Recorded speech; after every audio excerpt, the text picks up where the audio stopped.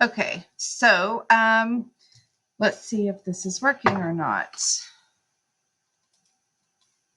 All right, it looks like that it is. All right, so what I'm going to do is a few examples with you, just in case the video on Edpuzzle wasn't enough. So please do not use it as an excuse that you didn't understand, because I'm going to do a few more examples, okay? So there were 3 types of intersections for special segments. The first half of the video, the first part, covered these 3. The second part was just a refresher of what you already know, because it does all tie together. So here we have type 1, which is intersecting chords or secants inside. So you're going to multiply the 2 pieces. So this would be A times B is equal to C times D.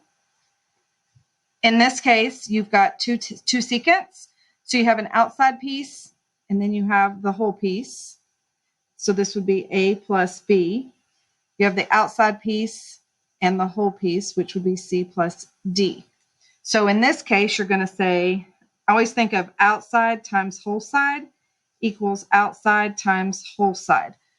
So the outside piece is A times the whole piece, A plus B, equals the outside piece is C times the whole piece, which is C plus D. And then the third type, that's a little blurry. The third type is when I have a secant and a tangent. So this one, I remember this rule is tangent squared is outside times whole side. So the tangent is A, so A squared is the outside piece, which is B, times the whole piece, which is B plus C. So you're going to use those 3 rules. So for this first one here, if I'm going to find X, then I'm going to multiply these 2 pieces. So 10 times X. Oh, that is not showing up very good. Let me flip that around. Hopefully they're all not doing that. So 10 times X, and then you're going to multiply this piece, which would be 14 times 15. So 10 times X is 10X, and then we got 14 times 15, which is 210, and then divide both sides by 10. X is 210 divided by 10 is 21. Okay, so those should be easy peasy. Now, obviously, they're not always going to be so in your face. So if you look at this next problem that I have here, I'm still going to do the same rule. I'm going to multiply these 2 pieces. So this is going to be 24 times X plus 7 equal to these 2 pieces, 27 times X plus 5. So you're going to have to distribute that 24 and then distribute the 27. So I'm going to get 24 times X, which is 24X, and then 24 times 7, which is 168. Then 27 times X, and then 27 times 5, which is 135. Now you're going to solve this just like you would any other algebra problem. So I'm going to subtract 24 from both sides because 24 is smaller than 27, so I don't have to mess with negatives. So I get 168 is equal to 3x plus 135. Subtract that 135.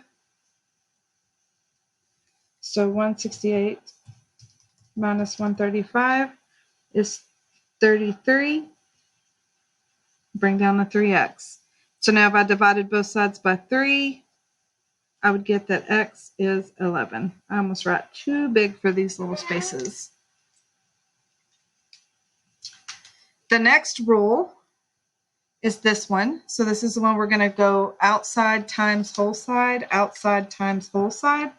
So the outside piece is 9 times the whole thing. So 9 plus x, or x plus 9, whichever way. And then you're going to do the other outside piece times the whole piece. Well, what is 18 plus 9? Well, that's 27. If they're numbers, just add them together. If they're not numbers, then write them as an expression, 27. All right, so then we distribute. So we get 9x plus 81. Then 27 times 8 is 216. Subtract the 81. So 216 minus 81 is 135. And then divide by 9 is 15. Okay. And then these on this side, if you want to push pause and maybe try to do them yourself as practice, push pause and copy them down and try them. But I'm going to just do the odds because it's just a repeat. I just want to make sure you have enough examples. In number 7, notice it does look a little bit different. It's not just plain numbers, but you're still going to do it the same way. You have the outside times the whole side. So this whole side is 3x plus 4 plus 8. So 3x plus 12, because 8 plus 4 is 12. This side over here is going to be your outside piece, which is 7, times your whole piece, which is 5x plus 9, because 7 plus 2 is 9.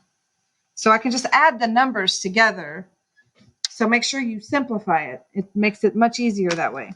So now the outside is 8 times the whole side, 3x plus 12,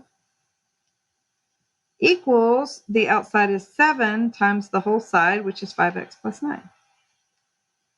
So distribute the 8. So I get 24x plus 12 times 8 is 96.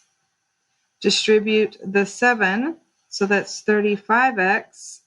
And 9 times 7 is 63. Draw my arrows there. So I'm going to subtract 24 because it is smaller than 35. Just keeps me from having to deal with negatives. 96 equals 11x plus 63. Now subtract 63, and we get 33 equals 11x. Now divide by 11, and you get x is 3. And it's just telling me to solve for x. Number 8 is similar. So if you want to pause the screen and try to do number 8, you can always ask me if they're right when I get back.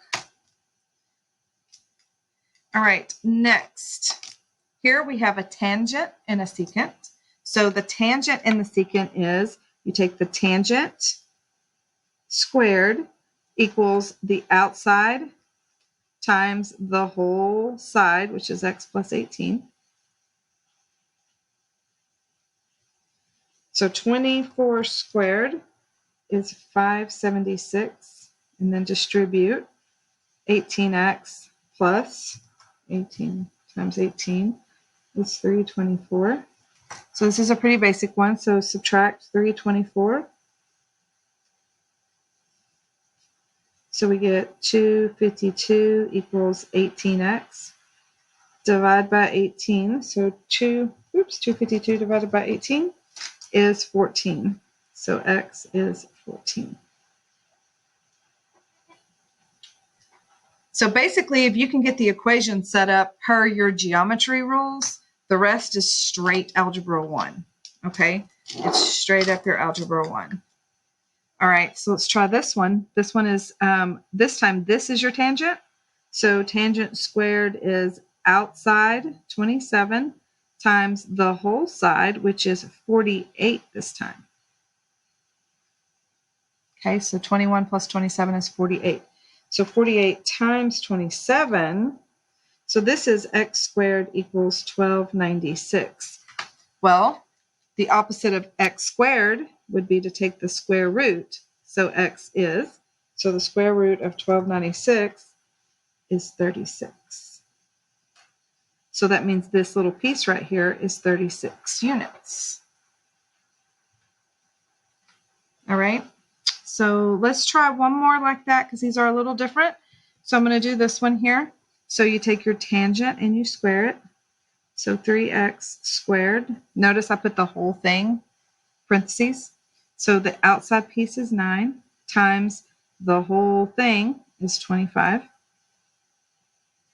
So now I've got 9x squared equals 25 times 9 is 225. Now divide both sides by 9. So I get x squared equals 225 divided by 9 is 25. And then take the square root of both sides. X is 5. Okay. So that is a quick extra examples for you if you are struggling with the big ideas assignment. Please do not come to class on Tuesday and say that you did not understand, because I've done additional examples and you have access to Google and YouTube with plenty of other people explaining it if you don't like the way I do. So I will see you guys on the next class, and we will talk about these. There will be a quiz, so make sure you're ready, okay? See y'all later.